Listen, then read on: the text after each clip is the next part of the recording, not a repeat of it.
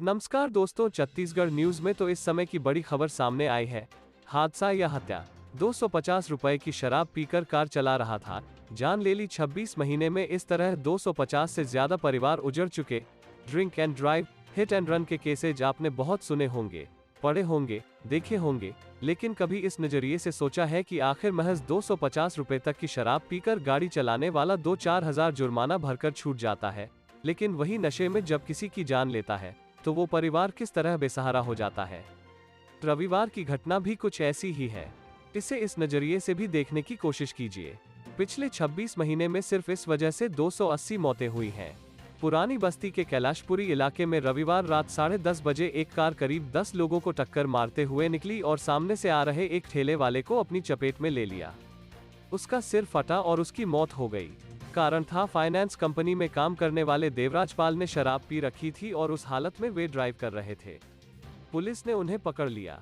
गैरइरादतन हत्या का मामला दर्ज कर लिया और कानूनी प्रक्रिया शुरू हो गई।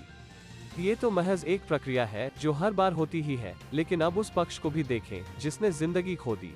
जो आदमी ठेला चला रहा था वो मूलतः उत्तर प्रदेश का था। झांसी के रहने वाले लक्ष्मीकांत दोहरे की उम्र महज 21 साल थी। पढ़ना लिखना चाहता था, लेकिन पिता की मौत ने परिवार की जिम्मेदारी उसके कांधों पर डाल दी। हर महीने अपनी मां को गांव खर्च भेजा करता था।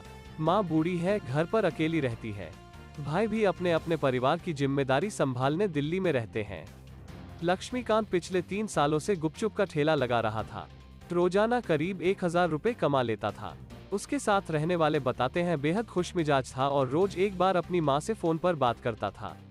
कल भी उसने अपने दोस्त से कहा कि बस काम खत्म हो गया है, अब मैं घर जाकर माँ से बात करूंगा। बोल रही थी कि कुछ तबीयत ठीक नहीं है, लिहाजा माँ के लिए कुछ दवाइयाँ भेजनी है।